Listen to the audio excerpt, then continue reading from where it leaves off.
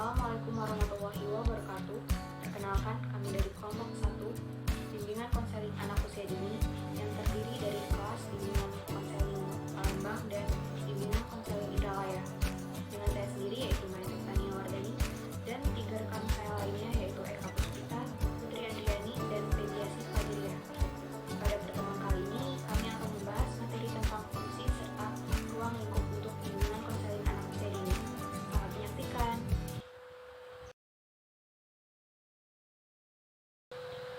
Fungsi bimbingan untuk anak usia dini. Layanan bimbingan untuk anak usia dini dapat berfungsi sebagai berikut. 1. Fungsi pemahaman. Fungsi pemahaman yaitu usaha bimbingan yang dilakukan oleh guru untuk menghasilkan pemahaman yang menyeluruh tentang aspek-aspek sebagai berikut. A. Pemahaman diri anak didik terutama oleh orang tua dan guru. Upaya bimbingan yang dilakukan pada pendidikan anak usia dini diharapkan mampu memberikan pemahaman tentang berbagai hal yang ada pada diri anak didik. Yang B yaitu hambatan atau masalah-masalah yang dihadapi anak. Dalam hal ini, bimbingan untuk anak usia dini berupaya untuk membantu anak mengurangi atau menghilangkan berbagai hambatan yang dihadapinya. Dengan bimbingan, orang tua, guru atau pendamping dapat memiliki pemahaman tentang berbagai hambatan atau masalah yang dihadapi oleh anak. Yang C yaitu lingkungan anak yang mencakup keluarga dan tempat belajar. Upaya bimbingan untuk anak usia dini memberikan pemahaman tentang bagaimana kondisi lingkungan yang senantiasa dimasuki oleh anak. Yang D yaitu lingkungan yang lebih luas di luar rumah dan di luar tempat belajar. Mudahnya anak terpengaruh oleh hal-hal yang berkembang di masyarakat menjadi perhatian utama bimbingan untuk anak usia dini.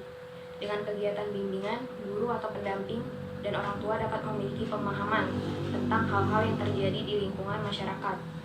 Yang E yaitu cara-cara penyesuaian dan pengembangan diri. Upaya bimbingan pada pendidikan anak usia dini dapat menumbuhkan pemahaman bagi guru atau pendamping dan orang tua bagaimana cara menyesuaikan diri dan mengembangkan kemampuan anak. Yang kedua yaitu fungsi pencegahan, yaitu usaha bimbingan yang menghasilkan tercegahnya anak dari berbagai permasalahan yang dapat mengganggu, menghambat, ataupun menimbulkan kesulitan dalam proses perkembangannya. Bimbingan untuk anak usia dini berfungsi memberikan pencegahan terhadap berbagai kemungkinan yang dapat dialami anak selama proses perkembangannya. Kemungkinan tersebut dapat berupa masalah yang berkaitan dengan kondisi sosial, emosional, atau kemampuan beradaptasi dengan lingkungan secara lebih luas. Dalam pelaksanaan fungsi pencegahan, guru dapat melakukan melalui berbagai teknik, diantaranya yaitu dengan home visit atau kunjungan ke rumah. Yang ketiga yaitu fungsi perbaikan. Usaha bimbingan yang menghasilkan terpecahnya berbagai permasalahan yang dialami oleh anak didik adalah fungsi perbaikan. Fungsi perbaikan ini diarahkan pada terselesaikannya berbagai hambatan atau kesulitan yang dihadapi anak didik. Bila mana anak mengalami kesulitan, terlihat dari perubahan sikap yang ditunjukkan. Apabila kesulitan anak dibiarkan, maka anak akan lebih terganggu aktivitasnya dan akan mempengaruhi proses perkembangan selanjutnya. Upaya bimbingan juga diarahkan untuk memperbaiki berbagai hambatan atau kesulitan yang dihadapi oleh anak. Yang keempat yaitu fungsi pemeliharaan dan pengembangan. Fungsi ini merupakan usaha bimbingan yang menghasilkan terpeliharanya dan berkembangnya berbagai potensi dan kondisi positif anak didik dalam rangka perkembangan dirinya secara mantap dan berkelanjutan. Bimbingan tidak hanya diarahkan pada upaya membantu mengurangi berbagai kesulitan yang dihadapi anak didik, tetapi upaya bimbingan juga berfungsi untuk senantiasa memelihara berbagai potensi dan kondisi yang baik yang sudah dimiliki anak. Pemeliharaan ini menjadi penting artinya karena anak perlu selalu berada dalam kondisi yang kondusif dalam upaya pengembangan dirinya. Upaya bimbingan dalam pengembangan dalam kemampuan anak harus berorientasi pada kemampuan yang dimiliki oleh anak.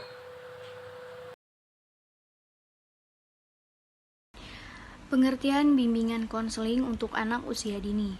Muro dan Hotman pada bukunya yang berjudul Nur Ihsan 2003 halaman 11 memaparkan bahwa bimbingan yang berkembang saat ini adalah bimbingan perkembangan. Visi bimbingan bersifat edukatif, pengembangan, dan outreach.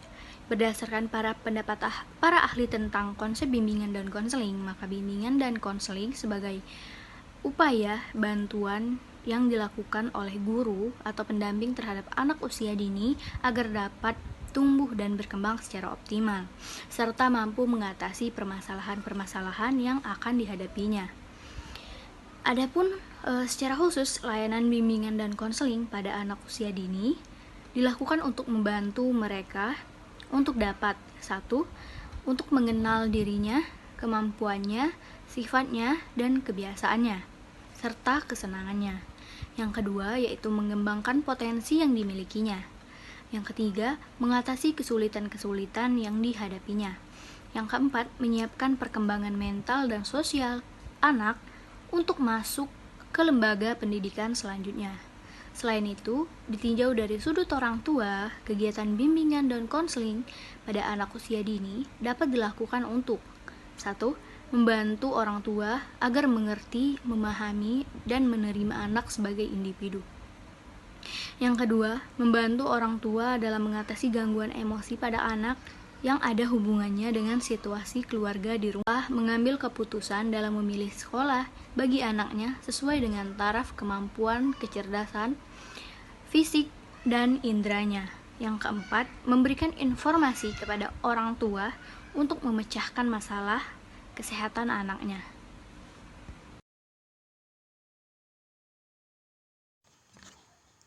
Perkenalkan, nama saya Putri Andriani. Di sini saya akan menyebutkan prinsip-prinsip bimbingan konseling untuk anak usia dini.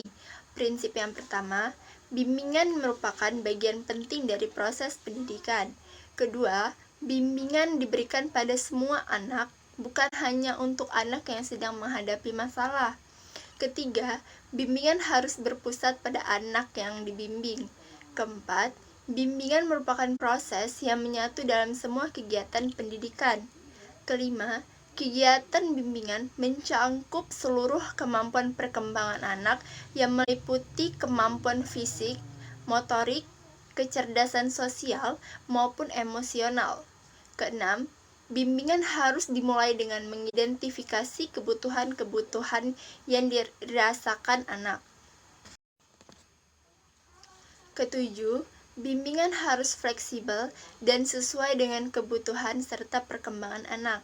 Yang kedelapan, dalam melaksanakan kegiatan bimbingan, hendaknya orang tua diikutsertakan agar mengerti bimbingan untuk anaknya saat di rumah.